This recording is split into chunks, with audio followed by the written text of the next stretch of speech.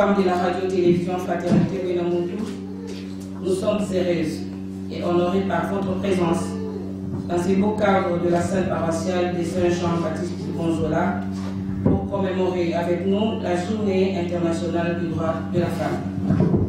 À la radio-télévision Fraternité Buenamuntu, nous avons placé cette journée sous le thème « Rôle de la femme des médias dans la promotion de la paix et l'autonomisation des femmes et filles au Kasaï oriental ». Ces thèmes nous poussent à une grande réflexion sur notre être et notre avenir dans cette profession noble qui se voit aujourd'hui vidée des femmes, alors que chaque année, dans nos universités, on forme les professionnels du média. Révérend abbé directeur, mesdames et messieurs distingués invités, ce thème sera développé par deux panélistes qui sont déjà dans cette salle. Il s'agit du professeur Justine Mbélou, DG de l'ISTEM, qui va parler du thème international pour toutes les femmes et filles, droit, égalité et autonomisation. Et Mariam Kaledi, journaliste à la radio Top Congo, Bouchimaï, qui décortiquera le thème « Les rôles de la femme de médias dans la promotion de la paix et l'autonomisation des femmes et filles au Kasaï oriental ».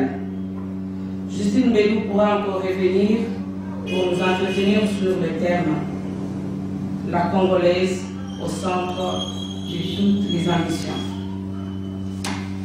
Révérend abbé, mesdames et messieurs, nous femmes qui avons choisi les micros et les papiers, nous pouvons terminer ces mots sans nous souvenir de nos collègues femmes qui ont œuvré avec passion dans l'espace Grand Kasaï. Nous faisons mémoire à Angèle Moudia, Georgette Milan Kassa, connue sous le nom de Mère Tchaka, Rachel Tizina Chilimba et Jacqueline Tamaloussa, ainsi que toutes les femmes de l'Est de notre pays, confrontées actuellement aux affres de guerre nous imposées injustement par le Rwanda et ses supplétifs de M23/AFC. Je vous prie d'observer une minute de silence en leur mémoire. Révérend abbé, distingués invités, mesdames et messieurs, nous pouvons clore ces mots sans dire merci à vous toutes et tous qui avez abandonné vos multiples charges pour venir célébrer avec nous cette journée. Notre gratitude va à l'endroit de l'abbé directeur du programme de la radio diocésaine, qui est le répondant direct de son Excellence, Monseigneur l'évêque, qui est le PCIA de ces médias. L'abbé directeur, au nom de mes collègues femmes, nous vous disons merci pour votre sens managérial et surtout pour votre regard tourné vers les personnels féminins qui est à l'honneur ce jour.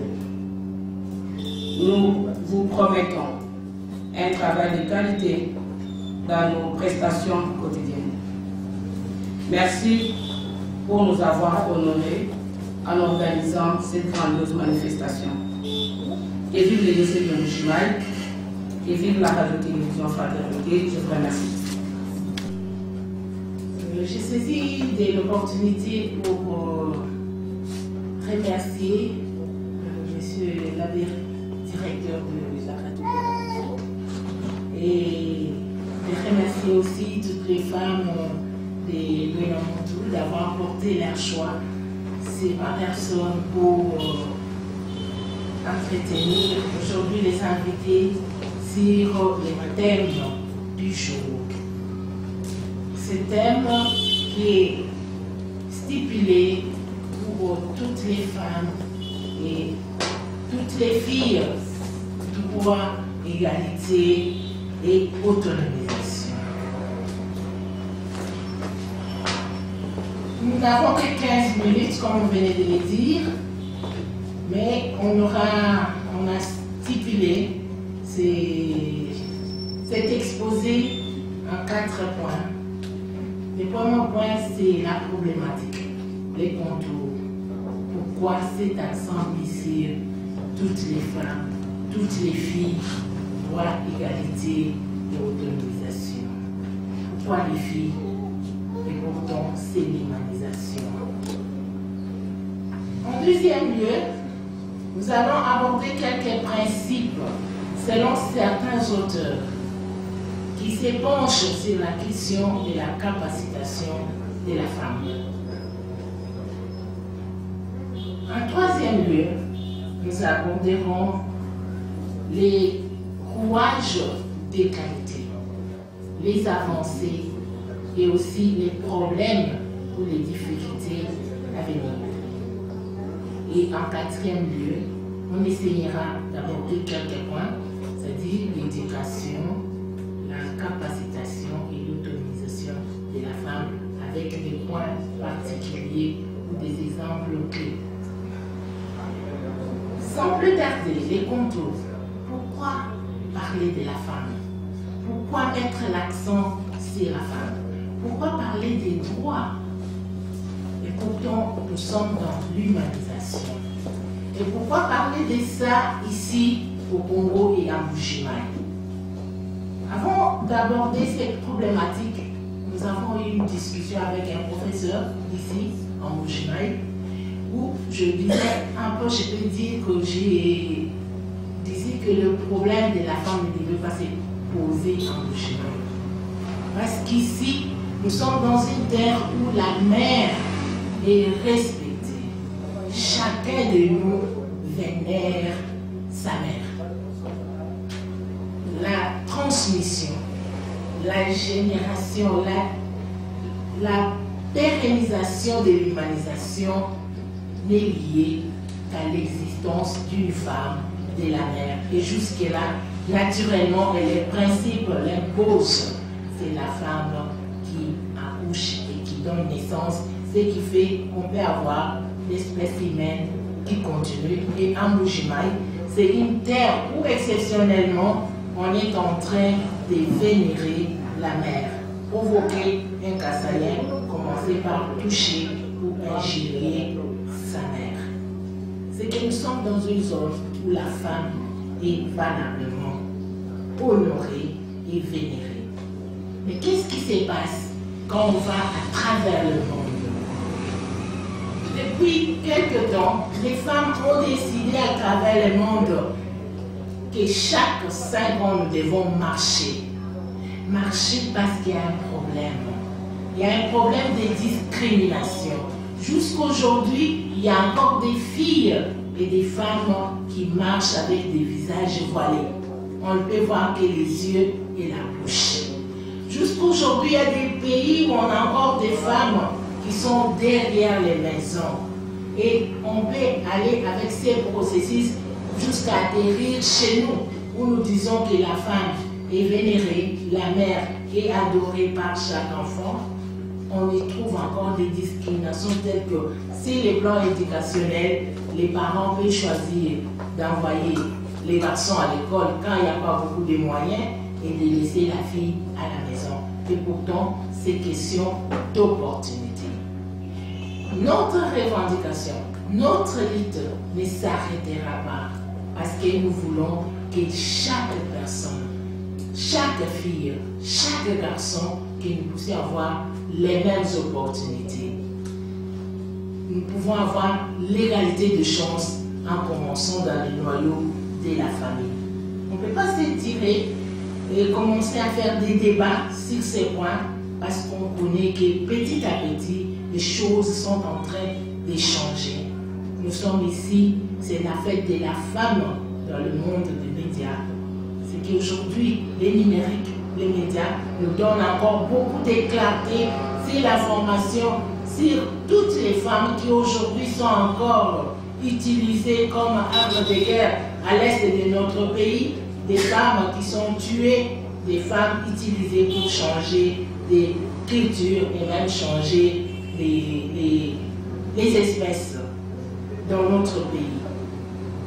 Des milliers de femmes tombent encore aujourd'hui à l'est du pays à cause de cette situation de guerre. Sans plus tarder, qui nous inspire en matière de l'autonomisation, des capacitations de la femme? Amartya Sen. Pour Amartya Sen, il dit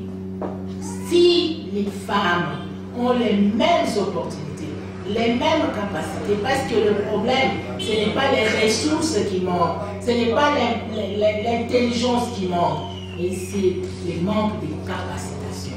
Donner les opportunités, créer les espaces de développement, vous allez voir que les femmes et les filles de notre pays vont aller de l'avant et devenir des moteurs de développement de notre province.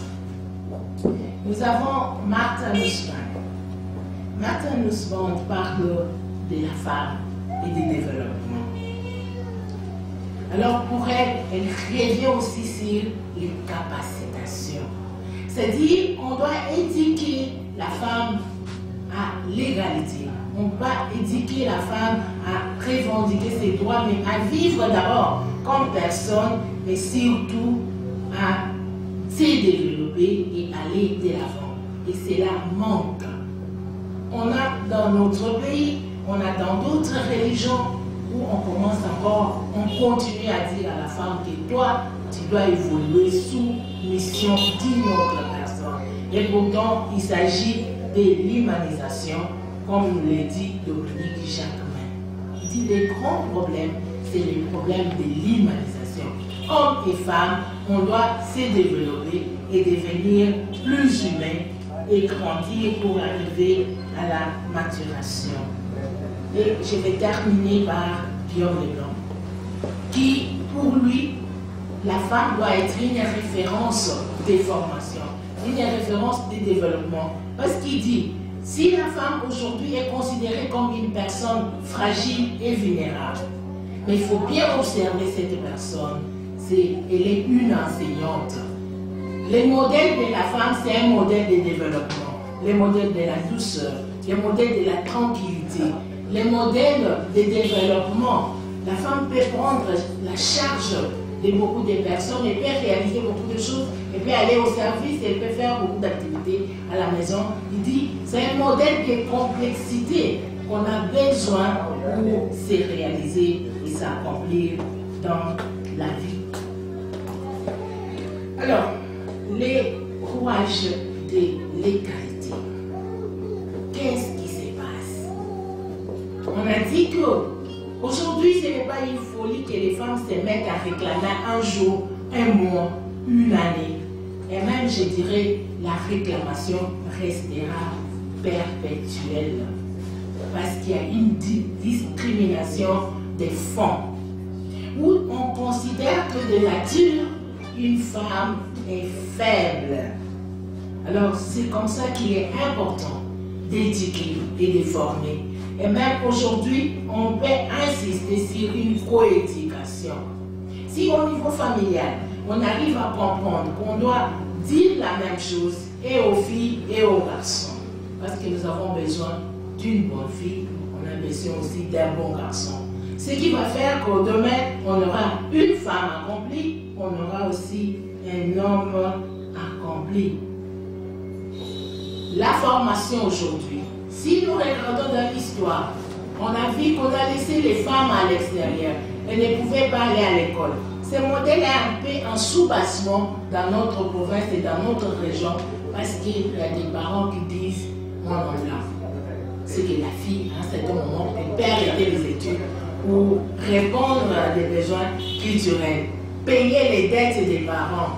Donc, pour offrir un cadeau à sa famille, à son frère, on a besoin de sacrifier quelque part une fille. Et pourtant, cette fille a plein de droits pour l'éducation et doit aller à l'école.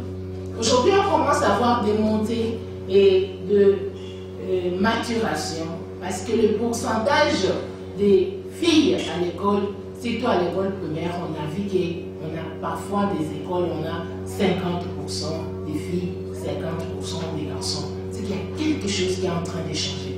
Mais non, on ne va pas s'arrêter, on va continuer à revendiquer pour qu'on aille jusqu'au bout pour dire qu'on ne peut pas arrêter cette éducation ou la formation à cause seulement qu'on soit des sexes masculins ou des sexes féminins. Et je vais jeter par l'autonomisation. Un problème clé. L'autonomisation s'apprend. C'est une éducation. Parce que la personne qui est autonome, c'est une personne qui est indépendante, c'est une personne qui est libre. Quand on n'est pas autonome, on est esclave. Alors, comme je l'ai dit, il y a des choses, des avancées bien sûr, mais il y a encore beaucoup de choses sur lesquelles nous devons travailler. Aujourd'hui, nous sommes en train de parler des femmes et c'est une fête organisée par les femmes des médias. L'utilisation des femmes comme moyen de publicité, la chosification des femmes, ce sont des problèmes sur lesquels nous devons encore retravailler et faire un travail de fond. Alors, avant de commencer, j'ai dit on prend modèle sur Amartya Sen, Martin Nussbaum, on prend modèle sur Dominique Jacquemin et Guillaume Leblanc. Et ces modèles, on ne les prend pas au hasard, on les prend pour les retravailler et faire un nouveau modèle adapté pour le développement et l'autonomisation de la femme. Cette autonomisation de la femme, c'est un processus. L'autonomisation, l'humanisation demeure des processus de développement et d'accomplissement. Alors, les processus d'autonomisation, et c'est des processus de modélisation à des étapes.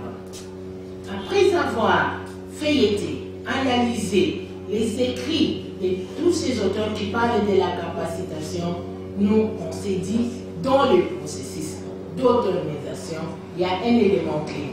Le premier élément à retenir, c'est la prise de conscience de notre vulnérabilité. Que les femmes se mettent en tête que quelqu'un doit d'abord se dire que je suis vulnérable. Régner d'abord la position que j'ai aujourd'hui. C'est-à-dire, le Congo a pris ce thème, l'a matérialisé en parlant des ambitions, c'est parce que pour devenir autonome, pour atteindre l'autonomisation, on doit d'abord faire un état des lieux, faire un examen de conscience pour comprendre qu'à un certain niveau, on est vulnérable. Ce que je suis là, c'est pas ce que je devrais être. Si c'est une maman, elle va se dire, mes filles, c'est pas ce qu'elles devraient être. J'aurais besoin que mes filles aillent en vacances. J'aurais besoin que mes filles, avant d'aller dans les mariages, se promènent dans d'autres pays, voient un peu les développements du monde. Si je prends un exemple, on nous dit qu'il y a une fille, on est mariée directement en Europe. Elle entre dans la toilette. Elle voit qu'il y a la kiff, et il y a un cagnon, et tout le monde qui toque. C'est que quelque part, il y a quelque chose qui manque. Alors si un parent aujourd'hui se dit, non, ma fille doit aller au-delà, ma fille doit étudier, ma fille doit être une personne accomplie, qui respecte les autres, qui a des valeurs à transmettre, parce qu'on parle des femmes et des filles. Cette personne fera un grand effort pour dire qu'à cet état, c'est que je dois régner ce que je suis aujourd'hui. Je dois me fixer des objectifs pour atteindre ces objectifs-là. Il y a des éléments. Amartya Sen dit il faut changer l'environnement. Peut-être que c'est l'environnement qui fait que je ne comprends pas que je suis vulnérable, que ma position aujourd'hui doit changer. Et quand on prend conscience des premiers mots-clés, on va passer à l'autre étape. L'autre étape, c'est les récits. Il faut partager cette situation avec les autres. Alors, on passe, ça sera les principes de solidarité. Donc, la capacitation, ça sera une capacitation collective. C'est pourquoi les femmes sont unies dans cette lutte d'autonomisation. Donc, on dit collectif, c'est-à-dire qu'on ne va pas agir en bloc, mais on partage les mêmes conditions. La maman qui habite Tiasasa, que vous rencontrez quelque part, et vous dites comment elle a pu enseigner ses enfants en vendant de l'eau. Ça doit donner une leçon à celle qui n'a pas envoyé des enfants à l'école et dit je travaille, mais là là ne paye pas et les filles restent à la maison. C'est que les partages d'expériences peuvent nous faire grandir et si on met en commun les difficultés, on va essayer de grandir. Pour consolider notre modèle, on prenait les problèmes de toutes les femmes des milieux périphériques. Et ces femmes, on a fait l'expérience que les femmes, en partageant leur expérience, en voyant que nous sommes faibles, mais on n'est pas habité, on n'est pas appelé à être fixé. On doit grandir et passer de l'autre côté. Les femmes se mettent ensemble et ils vont essayer de changer leur milieu de vie et leur mode de vie. Cette capacitation doit atteindre tous les niveaux. On a d'abord la capacitation économique. C'est un élément clé. On a dit que si les marchés formels, si les marchés informels, et même si les marchés économiques, on trouve beaucoup de femmes, bien qu'il y ait encore un travail de fond, de rééducation, d'analyse et d'éducation financière à faire, mais on voit qu'il y a des femmes qui tiennent des familles parce que économiquement, elles essaient de travailler et de grandir. Et quand on a affranchi la capacitation économique, si on est déjà capacité économiquement, c'est que tous les éléments découlent. Il y a les standings de vie qui va changer, il y a même l'humanisation. Parce que, imaginez une femme qui n'a pas beaucoup de moyens, elle va faire coucher les enfants à même les sols. Et pourtant, coucher à même les sols, c'est diminuer l'humanisation, c'est diminuer l'humanité et des garçons et des filles. Alors, avec des moyens économiques, on peut changer. C'est-à-dire, un lit fait qu'on a quitté le sol, on a changé de niveau, on est passé à un autre niveau. Et que la personne qui réussit dans son expérience revienne pour faire les filles de bac. Et fait un effet d'entraînement. C'est-à-dire, si tu as réussi, ne reste pas seul avec cette expérience, partage avec les autres pour que cela puisse être bénéfice, c'est tout, les autres femmes et les autres filles. On m'a pas donné beaucoup de temps, je ne vais pas prendre exagérer, mais sinon, je dis, vous avez la prise de conscience, vous avez des partages d'expérience, mais vous avez la détermination à aller de l'avant et ensemble la capacitation économique qui va entraîner les autres capacitations, les standings, les respects et en bref, l'humanisation. Et pour terminer, un bel contour pour notre pays et surtout pour notre province, comme j'ai dit, je salue qu'ici au Kassai, nous tous et nous toutes, nous respectons nos mamans, c'est que nous respectons la femme au fond, parce qu'elle est celle qui donne et qui porte la vie. Mais ce qui est important, ce que nous devons changer, c'est d'abord l'éducation, une coéducation. Qu'on apprenne aux garçons à piler les pommes, qu'on apprenne à la fille à couper les herbes, qu'il y ait une coéducation pour une bonne autonomisation. Et qu'on donne aussi les mêmes opportunités, les mêmes chances. Si vous voulez arrêter les études des enfants, arrêtez les études de tous les enfants parce qu'il n'y a pas de moyens. Si vous voulez arrêter, choisissez d'abord les filles. Envoyez d'abord les filles à l'école au lieu de privilégier les garçons. Moi, je voulais que ça soit inversé au lieu que ça soit les modèles que nous avons aujourd'hui. Et pour terminer, que la femme, même dans les mariages, soit une collaboratrice et non quelqu'un qui est soumission. Elle est une personne à part entière, elle s'accomplit dans ce qu'elle est. Avec son mari, je pense que les deux collaborent pour le développement de la famille, pour le développement de leur foyer, et ce développement sera un développement global qui va faire qu'on aura des filles, on aura des femmes accomplies qui connaissent leurs droits, qui peuvent revendiquer leurs droits. On aura des femmes qui vont bénéficier de l'éducation et seront formées à un processus d'autonomisation et de capacitation. Je vous remercie. De la célébration de la Journée internationale des droits des femmes. Et nous, en tant que femmes des médias, nous sommes là pour parler de nous-mêmes. Notre exposé est articulé autour de 2 points, hormis la conviction et la conclusion. Pour commencer, au-delà de sa formation professionnelle, de par la création, elle a un rôle très capital à jouer dans la société parce qu'elle est dotée de beaucoup de compétences et des valeurs qu'elle partage, en l'occurrence la douceur, la tendresse, la discipline et l'ordre. Mais pour parler d'elle, je me suis inspirée de quelques femmes qui ont fait parler d'elle. Nous avons Jeanne d'Arc, descendant, nous avons Saraphine Aïe, écolière, qui avait revendiqué le droit parce qu'elle maltraitait dans une école du point de vue de sa race. Nous avons aujourd'hui, parce que je voudrais parler d'elle, de notre ministre des Affaires étrangères, Madame Thérèse Kayibanda-Wagner, qui est en train de se battre pour que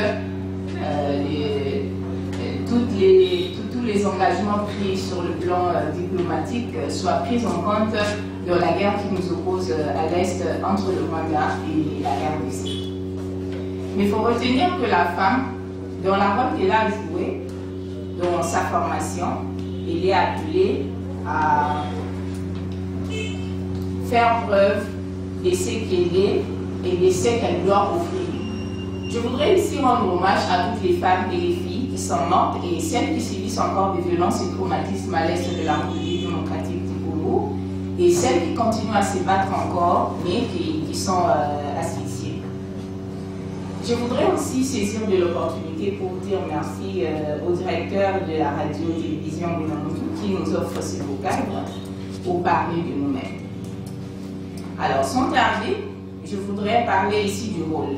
Le rôle, comme vous le savez, c'est une mission, c'est une vocation, c'est aussi une fonction. On peut aussi les considérer comme un mandat. Alors nous, en tant que femmes de médias, nous avons une grande responsabilité. Parce que la paix renvoie aussi au rapport qui existerait entre les personnes qui ne sont pas en conflit. C'est aussi un accord ou une concorde. La paix signifie aussi le calme qui peut exister entre les citoyens d'un pays. Parlant de la promotion, il faut retenir que c'est un emploi supérieur, c'est un avancement dans un domaine pour faire prévaloir quelque chose ou quelqu'un. Entrepreneuriat, parce que là je suis en train de donner les considérations dans les différents concepts qui constituent notre thème de ce jour. Par entrepreneuriat, il faut retenir, c'est l'ensemble des activités qui concourent à la formation et à la croissance pour la mobilisation de ressources tant humaines que matérielles pour la réalisation d'un projet dans tous les domaines générateurs de revenus. L'entrepreneuriat peut désigner aussi l'action d'entreprendre, de mener à bien un projet. Il est souvent utilisé dans les domaines des affaires. Alors, la femme ou la fille, c'est un être du genre féminin. Elle est distincte sur le plan biologique avec l'homme dans le fonctionnement de son être et par les responsabilités sociétales qu'il est appelé à entreprendre. Sans tarder, je passe au premier point, le rôle de la femme des médias dans la promotion de la paix. La femme des médias, nous devons retenir que c'est une femme qui est comme la bouche de son roi. Par la parole et sa présence, elle va à la rencontre de toutes les couches sociales, de toutes les races, de toutes personnes selon l'âge et le milieu. Et donc la femme des médias, c'est quelqu'un qui a du crédit dans la société parce qu'elle est considérée comme quelqu'un qui dit la vérité, quelqu'un qui doit prendre les sons des cloches pour dire qui a dit vrai et qui n'a pas dit vrai. Et donc elle est considérée comme l'église au milieu du village. Voilà pourquoi elle doit jouer pleinement ce rôle dans la promotion de la paix à travers les différentes émissions, à travers les interviews et les entretiens pour prêcher la paix. Comment elle doit prêcher la paix? Elle doit prêcher la paix à travers les émissions thématiques. Par exemple, nous vivons le tribalisme aujourd'hui. Parce que tu es Mukuba, tu ne peux pas vivre au Katanga, parce que tu es Mukongo, tu ne peux pas vivre au Kasserabouka. Mais la femme, à travers le micro, à travers le stylo, elle peut dire à tous ceux qui l'écoutent, nous dire, écoutez, nous sommes tous frères, nous sommes tous sœurs, nous sommes Congolais, ce n'est pas par la différence de notre peau ou de notre race que nous devons nous maltraiter. Comment elle arrive à faire cela? C'est à travers la parole, c'est à travers sa présence. La femme de média, elle contribue à la cohabitation pacifique et la résolution pacifique des conflits. Je prends l'exemple du territoire du Katanga, qui est Sékou. Vous voulez me dire qu'il n'y a pas de femmes là-bas? Il y a des femmes. Mais elles peuvent, à travers la douceur, à travers la patience, mettre autour de la table leurs enfants, leurs frères et leurs soeurs pour dire arrêtons de nous entretuer. Nous sommes tous frères. S'il y a un problème, s'il y a quelque chose à réclamer, nous devons le réclamer dans le calme. Mais celle qui est au micro, comme je suis en train de parler, je suis suivie par 10 000 personnes en une minute, et donc je peux dire que écoutez, pardonnez-vous mutuellement, réglons le problème et les différends dans le silence. C'est de cette manière-là que la femme de médias contribue à la promotion de la paix. Et donc, elle doit agir en conseillère, en donneur des leçons pour la paix. D'autant plus que les auditeurs et les téléspectateurs la considèrent comme celle qui travaille pour la population et non pour des intérêts de certaines classes sociales, en l'occurrence les politiques, les organisations internationales ou nationales. Même si par ailleurs, dans notre domaine de médias, il y a des femmes qui n'œuvrent pas pour la paix, mais qui servent certains individus pour quelques intérêts. Mais il y en a, je veux dire, qu'il y a des femmes des médias qui sont là parce que dans notre mission, nous sommes là pour former, informer et divertir. Former, c'est-à-dire que nous devons aborder des thèmes. Par exemple, aujourd'hui, il y a la guerre à l'Est, il y a la guerre dans les territoires du Katanga, il y a des conflits dans nos familles, dans nos entreprises. La femme est celle qui est appelée à approcher les autres parce que l'on sait qu'à un moment, entre les hommes, ça chauffe et les tempéraments ne coulent pas. Mais la femme, c'est cette voie-là qui rapproche les autres dans la douceur parce que les autres pensent que résoudre le problème, c'est seulement dans la dureté. On peut gagner de grands combats dans le calme et dans la patience. On peut l'emporter sur son ennemi en n'utilisant pas les mêmes armes que lui. Il était venu avec la chaleur, mais vous amenez la froideur ou la froideur et vous vous rendrez compte que cet ennemi deviendra votre ami. Et donc ici, je suis là pour nous interpeller nous-mêmes en tant que femmes de médias. Notre façon de contribuer à la promotion de la paix et à l'entrepreneuriat et donc à promouvoir ce que font les jeunes et les femmes du Kasai oriental, c'est de parler d'elles, c'est d'inviter ces femmes dans nos émissions, à la radio, à la télé, poser leur des questions. Comment tu as fait pour arriver aujourd'hui à devenir responsable d'une entreprise? Il y a des femmes vendeuses de légumes au marché, mais qui tiennent une famille, qui nourrissent des enfants et qui paient pour les études. C'est ces femmes-là que nous devons rapprocher. C'est avec ces femmes que nous devons discuter. Et il y en a qui pensent qu'aujourd'hui, la femme qui est partie aux études, surtout celle qui a fait l'université, et demain, c'est légère. Mais c'est à la femme des médias d'approcher ces autres femmes pour leur dire, écoutez, la formation que nous avons eue ne fait pas de nous des femmes légères, mais elle nous a menés à une autre dimension de considération de la vie, à voir des choses autrement, mais en réalité à rester autour de la table pour discuter des grandes questions qui préoccupent le développement de notre pays et de notre société. Parce qu'aujourd'hui, nous parlons des femmes qui émergent. Si elles n'avaient pas étudié, elles n'allaient pas se retrouver là. Si je n'avais pas étudié, je n'allais pas être devant vous pour vous parler. C'est-à-dire que la formation ne vient pas détruire nos mœurs ni nos cultures, mais la formation vient ajouter quelque chose à l'intelligence et à la sagesse que Dieu nous a déjà dotée au départ.